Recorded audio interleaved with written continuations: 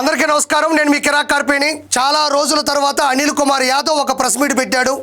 ఏం మాట్లాడాడో ఒకసారి విందాం. ఇది ఇంకా హాస్యాస్పదం. 2 సార్లు శాసనసభ్యుడు, ఒకసారి మంత్రి, రాజకీయాల్లో ఉన్నటువంటి ఒక నాయకుడు హాస్యాస్పదం అనే పదం పలకలేకపోవడం ఇంకా హాస్యాస్పదం. మనం నోటితో పాటలు పాడొచ్చు, ప్రవచనాలు చెప్పొచ్చు, మంచిగా భోజనం చేయొచ్చు, కానీ ఇలాంటి బూతులు మాట్లాడేటువంటి ఈ నోటితో హాస్యాస్పదం అనే పదం పలకలేకపోవడం ఇంకా హాస్యాస్పదం. చూద్దాం. అధికారంలో ఉన్నది ఎవరు? మేము వీరులు, పులులు, సింహాలు, మేము అనుకుంటే ఎవరు ఉండరు. ప్రగల్భాలు వెలిగేది ఎవరు? పులులు సింహాలు అని కూటమిలో ఉండేవాళ్ళు మాట్లాడుతున్నారని మన దూడపేదాలైనటువంటి అనిల్ కుమార్ యాదవ్ మాట్లాడుతున్నాడు. అయితే ఈ మహానుభావుడు పూర్వం రోజుల్లో ఏం మాట్లాడు అందరికీ తెలీదా? పర్సెంటా 1% తొందర ఎందుకన్నా, బుల్లెట్ దిగిందా లేదా, మేసం మెలేస్తా, తొడగొట్టేస్తా, ఓడిపోతే సన్యాసం తీసుకుంటాను, ఒక అమ్మ అబ్బకి పుట్టుంటే ఎదుకో, జల్లెడు బట్టి ఎదుకునా ఇలాంటి గుండె దొరకదు, ఇలాంటి గుండె కాదు అనిల్, ఇలాంటి గోండా దొరకడు, జగన్మోహన్ రెడ్డి లాంటి గోండా జీవితంలో దొరకడు. నీకు నోటికి ఏదొస్తే అది. నేను ఇంకా దౌర్భాగ్యంగా కూడా మాట్లాడచ్చు, అది నా సంస్కారం అడ్డు వస్తుంది, కానీ నీ నోటికి ఏం వస్తే అది, పథకాల గురించి అడిగినా, ప్రయోజనం గురించి అడిగినా, ఏ మంచి గురించి అడిగినా నువ్వు మాట్లాడిన మాటలు ఎంతో దారుణంగా ఉండేటువంటి, నువ్వు ఎంపీగా నీకు టికెట్ ఇచ్చిన తర్వాత ఒక రాజకీయ సభ మీద నువ్వు మాట్లాడిన మాటలు వింటే అందులో ఒక్క మాట కూడా రాజకీయ ప్రయోజనానికి కానీ, రాజకీయంగా ఓటు వేయించుకునే విధంగా కానీ, ఒక సభ్యత సంస్కారంగా కానీ ఒక్క మాట కూడా ఉండదు. నువ్వు మళ్ళీ పులులు సింహాలు కూటమిలో ఉండేవాళ్ళు మాట్లాడుతున్నారు అంటావు. నువ్వు మాట్లాడినట్టు ఒకసారి చూడు, నీ నోరు చూడు. ఇక్కడ మనం గమనించినట్లయితే అనిల్ కుమార్ యాదవ్ చూస్తే కనబడేది, వినపడేది ఆయన నోరే. కాబట్టి నాకు ఆయన నోరు అంటే చాలా ఇష్టం. ఎందుకు అనాలి అంటే, ముందు ఆయన నోరు దగ్గరికి వెళ్ళిపోతాం మనం. ఆగండి మిత్రులారా, చూడండి. ఆహా, అబ్బా, ఆహా, ఎంత పసందైన నోరు, ఎంత పవిత్రమైన నోరు. ఈ భూమి మీద బూతుల ప్రవాహాన్ని సృష్టించి 151 నుంచి 11కి అధఃపాతాళంలో తోసేసినటువంటి నోరు.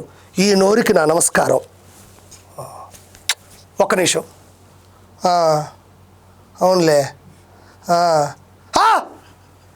ఇప్పుడే అందిన తాజా వార్త, అనిల్ కుమార్ నోరు నుంచి నా శివకి చిన్న మెసేజ్ ఇచ్చాడు. రానున్న రోజుల్లో నేను ఇంకా రెచ్చిపోతాను, కాబట్టి ప్రస్తుతానికి చెన్నైలో ఉన్నాను. రానున్న రోజుల్లో అన్న ఆదేశాల మేరకు దూరి ఆలోచన జ్ఞానాన్ని మరిచి విచక్షణ జ్ఞానంగా బూతులు తిట్టి 2-1 నేను పట్టుకెళ్ళిపోతాను అంటున్నాడు. చెప్పేసి ఆ మాట. Thank you. అధికారాన్ని దుర్వినియోగం చేసి బెదిరించి కేసులు పెట్టిస్తుంది ఎవరు? అన్ని వాళ్ళు పెట్టుకొని మేము పెడుతున్నాం.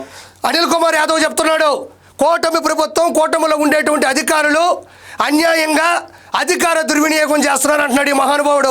తోటా చంద్రయ్య, నందం సుబ్బయ్య, డాక్టర్ సుధాకర్, డ్రైవర్ సుబ్రహ్మణ్యం, అమర్నాథ్ గౌడ్ లాంటి ఎంతోమంది అమాయకుల్ని అధికార మతంతో చంపేసిందని ఏమంటారు? అధికార దుర్వినియోగం అంటారు. ఎక్కడో ముంబైలో ఉండే నటి కాదంబరి జత్వనానిని ఇక్కడి నుంచి 3 IPSలను పంపించి అక్కడ ఎటువంటి ఇన్ఫర్మేషన్ ఇవ్వకుండా తీసుకొచ్చి చిత్రహింసలు పెట్టిందని ఏమంటారు? అధికార దుర్వినియోగం అంటారు. రఘురామ్ కృష్ణరాజు గారిని అన్యాయంగా లోపల తీసుకెళ్లి 3rd డిగ్రీ ఇచ్చిందని ఏమంటారు? అధికార దుర్వినియోగం అంటారు. లెజెండరీ పర్సన్ అయినటువంటి నారా చంద్రబాబు నాయుడు గారిని అన్యాయంగా లోపల పెట్టి 52 రోజులు ఇబ్బంది పెట్టిన దాన్ని ఏమంటారు? అధికార దుర్వినియోగం అంటారు. నీకు నేను మళ్ళీ హెచ్చరిస్తున్నా, అధికార దుర్వినియోగం చేసింది జగన్మోహన్ రెడ్డి. నువ్వు ఇక్కడికి వచ్చేసి అమాయకంగా ఫేసు పెట్టి కూడా జరిగింది. బలం మీ దగ్గర ఉంది, డబ్బు నారాయణ గారి దగ్గర, వీపీ దగ్గర ఉన్న డబ్బు జిల్లాలో ఎవరి దగ్గర ఉందంటే నాకు తెలిసి ఎవరి దగ్గర కూడా లేదు. డబ్బు ఇక్కడ అనిల్ కుమార్ యాదవ్ చెప్తున్నాడు, నెల్లూరు జిల్లాలో నారాయణ గారి దగ్గర, వీపీఆర్ గారి దగ్గర ఉన్నంత డబ్బు నా దగ్గర అయితే లేదు, వాళ్ళ దగ్గర డబ్బులు ఉన్నాయి అన్నాడు. నారాయణ గారివి విద్యా సంస్థలు, వీపీఆర్ గారివి విదేశీ వ్యాపారాలు. వాళ్ళిద్దరూ కష్టపడ్డారు, ఇష్టపడ్డారు, అప్పుడప్పుడు నష్టపడ్డారు, ఆ భగవంతుడిని నమ్ముకున్నారు. ఆ భగవంతుడు సాక్షిగా 10 మందికి సహాయం చేస్తూ ప్రతి ఒక్కరి మన్ననలు పొందుతూ ఈ రోజుల్లో ఆర్థికంగా గట్టి స్థాయిలో నిలబడ్డారు. రాజకీయాల్లోకి రాకముందు వ్యాపారాలు చేయకూడదా? విద్యా సంస్థలు పెట్టకూడదా? కోట్ల రూపాయలు సంపాదించుకోకూడదా? అదేమన్నా రాజ్యాంగమా? అదేమన్నా పాపమా? ఎక్కడైనా రాసుందా? వాళ్ళ కష్టం, వాళ్ళ కష్టార్జితం ఈరోజు విపిఆర్ గారు ఫౌండేషన్ పెట్టి తాగునీరు కావచ్చు, విద్య కావచ్చు, వైద్యం కావచ్చు, ట్రైసైకిల్స్ కావచ్చు, కోట్ల రూపాయలు ఖర్చు పెట్టి ఈరోజు నెల్లూరు నియోజకవర్గాన్ని బాగు చేస్తున్నాడు. అందరినీ బాగుపడమని కోరుకుంటున్నాడు. నారాయణ కోరుకుంటే నారాయణ గారు కూడా అదే పని చేస్తూ ఉన్నాడు. అందులో తప్పే ఉంది? నీలాగా నెల్లూరు జిల్లాలో చుట్టుపక్కల ఉండేటువంటి నియోజకవర్గాల్లో కానీ, గ్రామాల్లో కానీ, మండలాల్లో కానీ తెల్లరాయి క్వార్జీ నువ్వు కాకాని గోవర్ధన్ రెడ్డి ఇద్దరు కలిసి అందులో ఏలు పెట్టి మొత్తం దందాలు చేసి, ఎగుమతి చేసి, రవాణా చేసి, విదేశాల్లో పెట్టుబడులు, షేరు మార్కెట్లు అడ్డదిడ్డంగా బెట్టింగ్ యాప్లు చేసింది ఎవరు? ఈ రోజు నీకు 5,000 కోట్ల నుంచి 10,000 కోట్ల రూపాయల అక్రమ ఆస్తులు ఎక్కడి నుంచి వచ్చాయి? చెన్నైలో విలాసవంతమైనటువంటి విల్లా ఎక్కడి నుంచి వచ్చింది? ముంబైలో ఒక అపార్ట్మెంట్ నీకు ఎక్కడి నుంచి వచ్చింది? అసలు ఈ రోజు నీకు ఇంత ధైర్యం ఎక్కడి నుంచి వచ్చింది? ఆ రోజు నువ్వు ఎత్తేసినటువంటి డబ్బులు తాలూకు దమ్ము ధైర్యమే నిన్ను మళ్ళీ ఇక్కడ తీసుకొని వచ్చింది. కాబట్టి వాళ్ళు కష్టపడ్డారు, వాళ్ళు ఇష్టపడ్డారు. వాళ్ళ గురించి మాట్లాడే స్థాయి కానీ, అర్హత కానీ, హోదా కూడా లేదు. వాళ్ళ ఖాళీ గోటిక కూడా నువ్వు పనికిరావు. గుర్తుపెట్టుకో అనిల్ కుమార్ యాదవ్. పోలీస్ మీ దగ్గర ఉన్నారు, ఎంత పెట్టుకొని క్యాంపు పెట్టుకుంటున్నారు అంటే ఎందుకు భయపడుతున్నారు అని అడుగుతా ఉన్నాం. మీ నాయకత్వం మీద మీకు నమ్మకం లేదా? మీ నాయకత్వం మీద అధికారంలో ఉండి కూడా మీరు 3.5 సంవత్సరం ఉండి మీకు నమ్మకం లేదనే కదా. మాకున్నది 11, మీకున్నది 41 అన్నారు. బలం ఉండి మీరు ఈరోజు క్యాంపులకు పరిగెత్తుతున్నారు అంటే అక్కడే తెలుస్తా ఉంది మీరు భయపడుతున్నారు. మీ కార్పొరేటర్ల మీద మీకు నమ్మకం లేదు.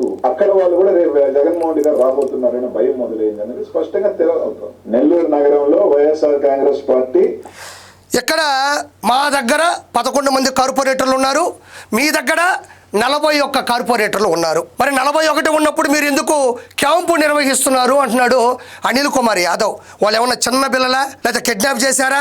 ఇలా పట్టుకొని ఇలా ఎత్తుకొని వెళ్ళిపోయి దాచేశారా? వాళ్ళు రాజకీయాల్లో ఉన్నోళ్లే కదా, మీతో ఉన్నోళ్లే కదా. క్యాంపుకి ఎలా తీసుకెళ్ళిపోతారు? మరి 2024 ముందు కూడా 151 సీట్లు ఉన్నాయి. అధికారం మీ చేతిలో ఉంది, గోండాయిజం మీ చేతిలో ఉంది. ఆ రోజుల్లో చంద్రబాబు నాయుడు గారు కూటమి ఏమాత్రం మీ వాళ్ళని తీసుకెళ్లి క్యాంపు నిర్వహించలేదే. ఎందుకంటే ఆ రోజుల్లో కూడా దాని గురించి మీరేం మాట్లాడలేదు కాబట్టి చెప్తున్నా. మరి 151లో వచ్చి 11 ఎందుకు వచ్చాయి? భగవంతుడు ఎందుకో ఏ సమయంలో ఆలోచించి పెట్టాడో తెలియదు కానీ వచ్చిన సీట్లు 11. ఎక్కడ కార్పొరేటర్లు కూడా 11. ఏం చెయ్యాలా? అనిల్ కుమార్ యాదవ్ ఒకడు గుర్తుపెట్టుకో, క్యాంపు అన్న విషయం పక్కన పెట్టు. 2024లో వచ్చిన కే ర్యాంపు గుర్తుందా? 151 నుంచి 11 పడిపోయి వచ్చిన కే ర్యాంపు. కే ర్యాంప్ అంటే నాకు తెలియదు, నేను చెప్పలేను. బహుశా మీకేమన్నా తెలుసుంటే కింద కామెంట్లో పెట్టండి. కాబట్టి నేను కోరుకునేది ఒకటే, ఈరోజు ప్రజలు కూటమి ప్రభుత్వం బాగుంది, పథకాలు బాగున్నాయి, మంచి చేస్తుంది, ప్రజల్లో ఉన్నారు, ప్రతి ఒక్కరు మంచి స్థాయిని ఆలోచిస్తున్నారు. విపిఆర్ లాంటి దేవుడు నెల్లూరుకి దక్కాడు. ఆయన ఫౌండేషన్ ద్వారా కాకుండా ప్రతి ఒక్క విషయంలో కూడా ఆయన మంచి చేస్తున్నాడు. నారాయణ గారు విద్యా సంస్థల ద్వారా ఉన్నప్పటికీ కూడా ప్రజల్లోనే తిరుగుతున్నాడు.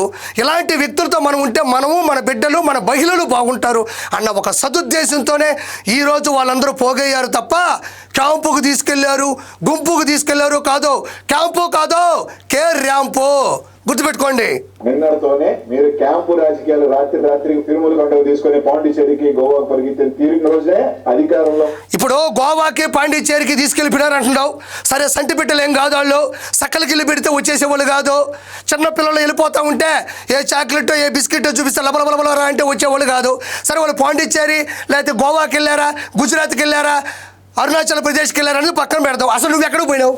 18 నెలలు అయింది కూటమి ప్రభుత్వం వచ్చి, వైఎస్ఆర్సీపీ ఓడిపోయి 18 నెలలు అయింది. నువ్వు ఆడికి పోయినావు?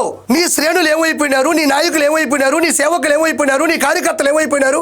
నిన్ను నమ్ముకున్న వాళ్ళు ఏమైపోయినారు అని కూడా ఆలోచించకుండా ఈ రోజుటి వరకు నువ్వు నెల్లూరులో కనపడకుండా అప్పుడప్పుడు చెల్లిపోతూ ఉండవే.